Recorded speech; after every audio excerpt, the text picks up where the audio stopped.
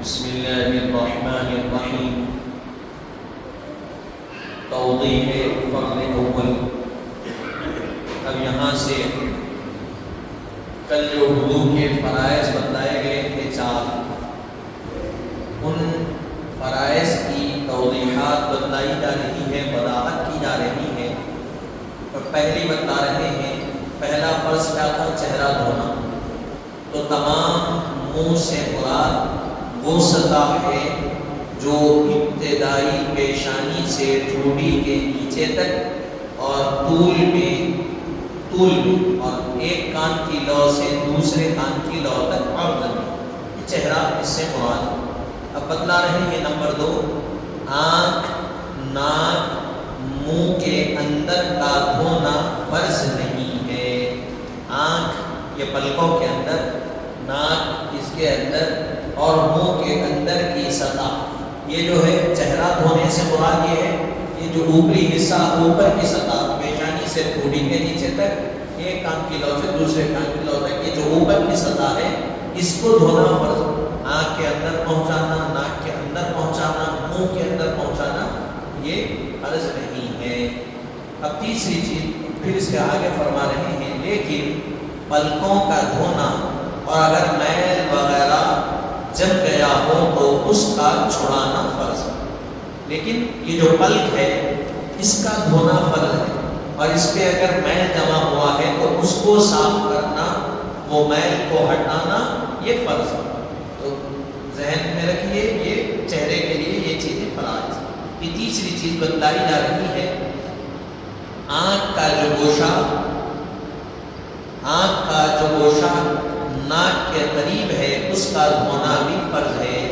اکثر اس پر میل آ جاتا ہے، اس کو دور کر کے پانی پہنچانا چاہیے. آنکھ کا وہ حصہ جو ناک کے قریب ہے، یہ جو حصہ ہوتا ہے تو اس کا بھی دھونا کیا ہے؟ فرض ہے چہرے میں. اس لیے کہ یہاں اکثر و بیشتر میل جمتا ہے آ کر، تو وہاں بھی پانی پہنچاتے ہوئے اس حصے کو صاف کر لینا چاہیے. پھر اس کے بعد چوتھی چیز بتا رہے ہیں، داڑھی، مونچھ، بھویں اگر اس قدر گھنی ہو کہ ان کے نیچے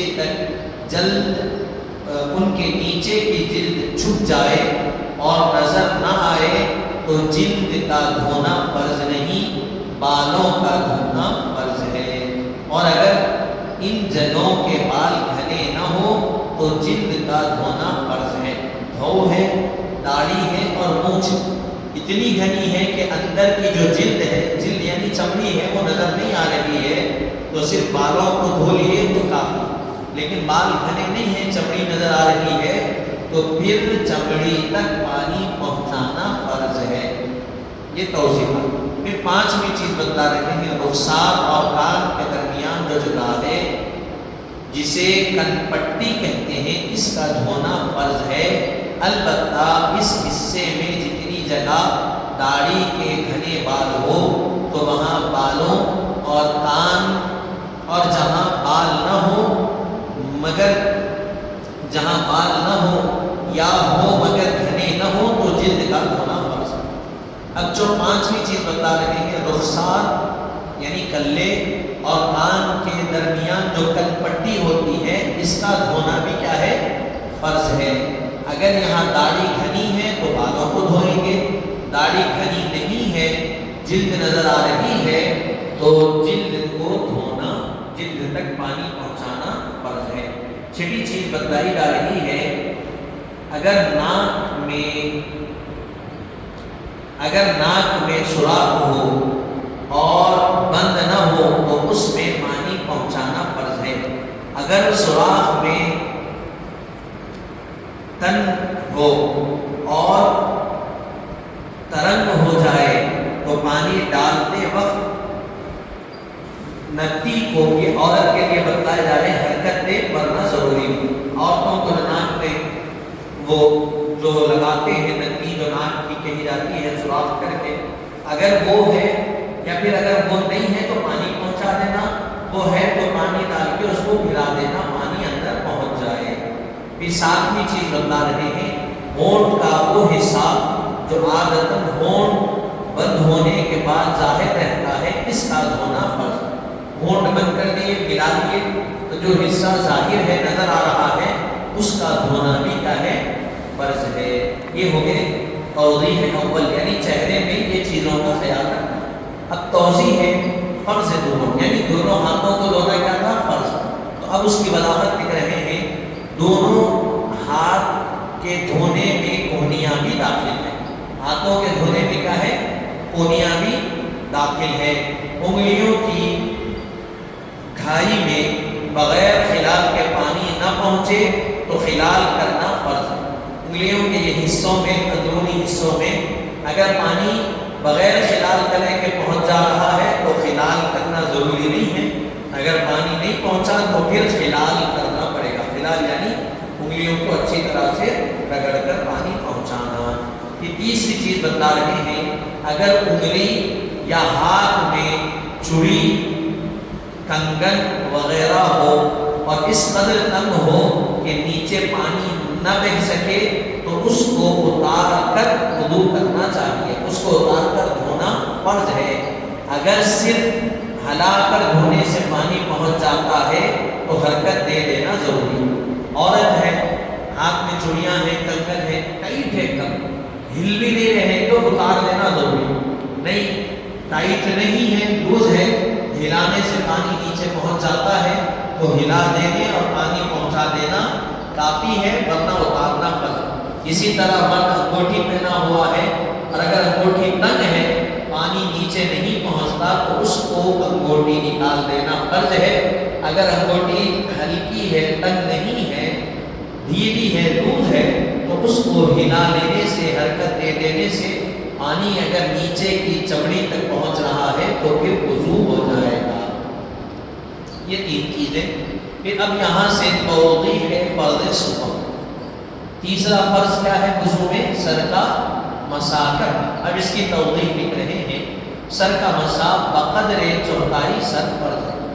سر کا مسح کیا ہے؟ بقدر چوتھائی، یعنی مکمل سر کا مسح کرنا احناف کے نزدیک کیا ہے؟ فرض ہے۔ دوسری چیز بتا رہے ہیں، اگر سر پر بال نہ ہو تو جلد کی چوڑائی کا، اور جو بال ہو تو خاص سر کے بالوں کے چوڑائی سر کا مسح فرض۔ اگر سر پہ بال نہیں ہے تب بھی چوڑائی کریں گے، اور اگر بال ہے تو پورے سر کا پھر چوڑائی، دونوں صورتوں میں پورے سر کا مسح کرنا فرض ہے۔ یہ تیسری چیز بتا رہے ہیں، سر سے جو بال لٹک رہے ہوں ان کو مسح کرنے سے مسح نہیں ہوگا۔ سر میں بال ہے، زلف ہے، یا عورت کے بال ہے بڑے، تو وہ بال لٹک رہے ہیں تو اس کو مسح کرنے سے کیا مسح ہوگا؟ نہیں۔ تو جتنا سر ہے وہاں تک مسح ہوگا، وہیں تک کرنا چاہیے۔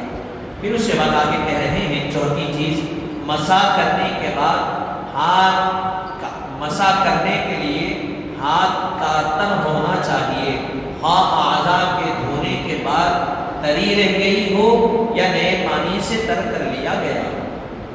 سر کا مسح کرنے کے لیے ہاتھ کا تر ہونا یعنی کچا ہونا ضروری۔ مثال کے طور پہ کیا ہے، دونوں ہاتھ دھوئے، ہاتھ کچے ہیں، اسی سے کر رہے ہیں تو کر سکتے ہیں، نہیں دوسرا پانی پھر نل کے نیچے سے ہاتھ کو کچا کر کے کر رہے ہیں تو ایسا بھی کیا جا سکتا ہے۔ دونوں صورتوں میں بھی شرط یہ ہے کہ ہاتھ کا کچا ہونا، ہاتھ میں تری رہنا، یہ شرط ہے۔ پھر اس کے بعد چوتھی توضیح بتلائی جا رہی ہے، تو توضیح ہے فرض چہارم۔ چوتھا فرض کیا ہے وضو میں؟ دونوں پاؤں دھونا۔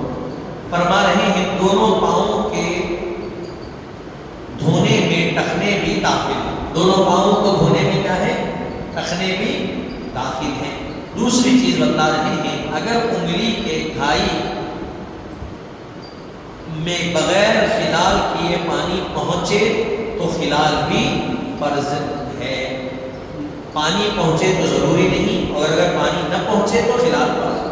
پیروں کو دھو رہے ہیں انگلیوں میں، تو انگلیوں کے جو اندر کے حصے ہیں بغیر خلال کے اس پہ اگر پانی پہنچ رہا ہے تو خلال کرنا ضروری نہیں ہے، اور اگر پانی بغیر خلال کے نہیں پہنچ رہا ہے تو خلال کرنا فرض ہے۔ پھر اس کے بعد تیسری چیز بتلائی جا رہی ہے، بعض لوگ کسی مرض وغیرہ کی وجہ سے پاؤں کی انگوٹھیوں میں چھلے یا جو کچھ وہ باندھتے ہیں تانبا وغیرہ باندھتے ہیں جس سے پانی کا بہنا تو دردناک ہے، اس کے نیچے تری بھی نہیں پہنچ سکتی، اس سے پرہیز لازم و ضروری ہے۔ بعض لوگ کیا بتلا رہے ہیں، کسی مرض کی وجہ سے یا کسی اور وجہ سے پاؤں کے انگلیوں میں وہ جو چھلے پہنتے ہیں تانبے کے یا پھر جو بھی وہ پہنتے ہیں وہ اتنے سخت ہوتے ہیں اس کے آگے پانی پہنچنا بھی مشکل ہوتا، وہ لوگ کہتے ہیں۔ تو آگے پہنچنا جب مشکل ہو رہا ہے تو نیچے جانا تو اور مشکل ہے پانی اس کے، تو کہا گیا ایسی چیزوں سے احتیاط کرنا چاہیے۔ وہ جگہ باقی رہ گئی، سوکھی رہ گئی تو وضو نہیں ہوگا، تو بہتر یہ ہے کہ اس کو اگر نکال لیا جائے تو بہتر ہے، وگرنہ ایسی چیزوں سے احتیاط کرنا ضروری ہے۔ اگر ایسی چیز پہن کر وضو کر رہے ہیں تو وضو میں کمی رہ جائے گی، کچھ حصہ سوکھا رہ جائے گا جس کی وجہ سے وضو نہیں ہوگا۔ اگر حصہ تنگ ہے بالکل، وضو کر لیے تو اگر آگے بھی آپ کچا کر لیے لیکن اس کے نیچے کا حصہ تو سوکھا رہ گیا، تو کیا بتایا گیا، بال برابر بھی جگہ وضو میں سوکھی رہ گئی تو وضو نہیں ہوگا۔ تو اگر بال برابر بھی جگہ، یہاں جتنا آپ چھلا پہنے ہوئے ہیں، انگوٹھی ہے، جو کچھ ہے پیر میں، اس کی وجہ سے ان کی جگہ سوکھی رہ گئی تو آپ کا وضو نہیں ہوا، جس کی وجہ سے نہ آپ کی نمازیں ہوئی نہ آپ کے فوراً اطلاع۔ ایسی چیزوں سے احتیاط